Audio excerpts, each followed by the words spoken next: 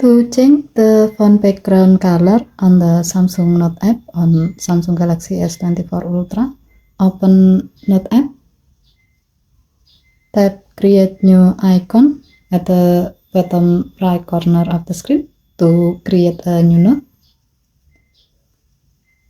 Tap the font background icon above the keyboard. And then select the desired font background color you like to use.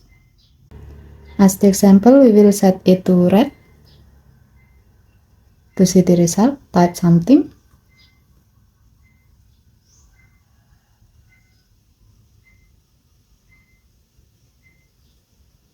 As you can see, the text you are typing now has a red background color. Okay, thank you for watching. Please help to like and subscribe. Have a nice day.